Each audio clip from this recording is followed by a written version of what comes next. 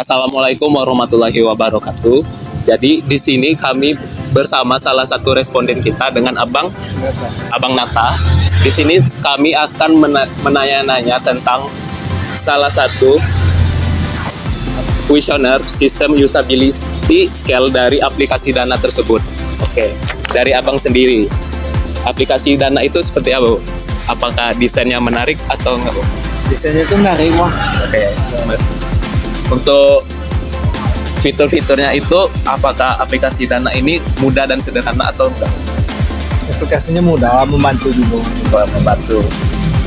Untuk kalau menggunakan aplikasi Dana ini, Bang, butuh bantuan orang lain nggak? Saya rasa tidak perlu, Pak. Oke.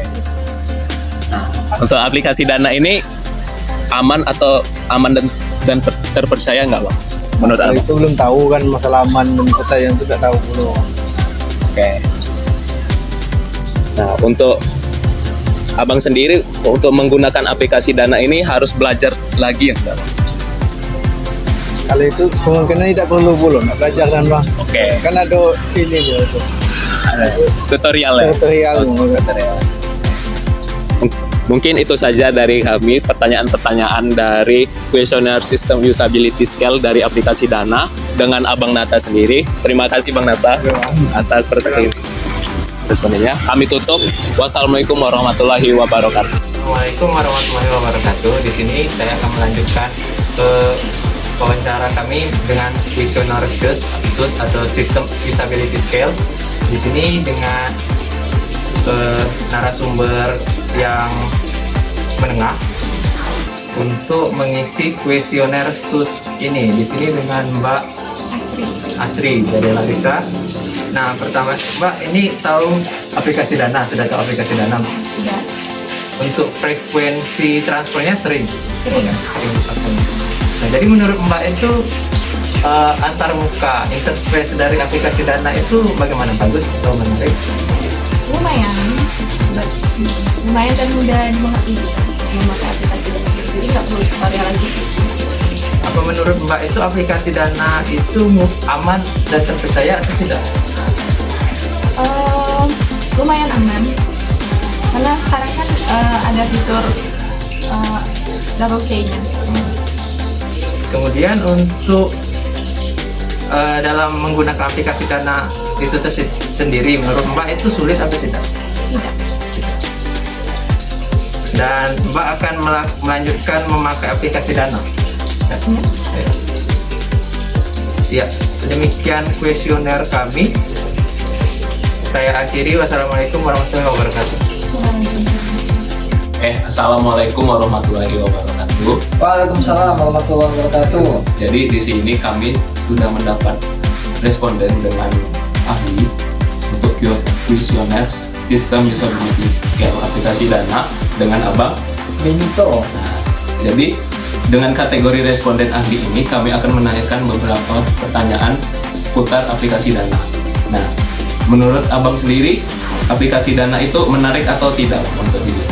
Aplikasi Dana, langsung jawab ini. Ya. Aplikasi Dana menarik untuk dilihat, bisa dibilang dalam kategori sangat menarik. Karena kalau dalam pelajaran user interface itu kan, mulai dari logo, kemudian pemilihan warna, dan juga susunan urutan-urutan button dia ini teratur, sehingga tidak menyusahkan pengguna. Jadi bisa dibilang kalau apakah menarik, ini menarik. Untuk kemudahannya Bang, atau bisa memudahkan para user? Oh, kemudahan. Iya.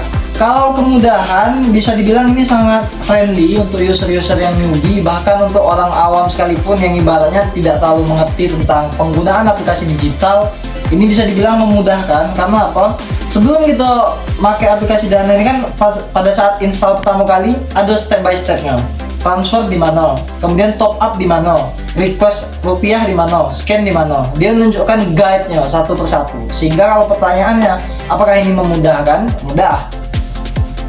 Jadi untuk selanjutnya mungkin Abang akan melanjutkan menggunakan aplikasinya atau tidak? Lanjut menggunakan aplikasi. Kenapa lanjut? Karena selain ini aplikasinya bisa dibilang lebih bagus ketimbang pesaingnya, OVO, kemudian beberapa jenis Alpha Gift ya, dan lain sebagainya. Nah, ini juga paling sering dipakai orang.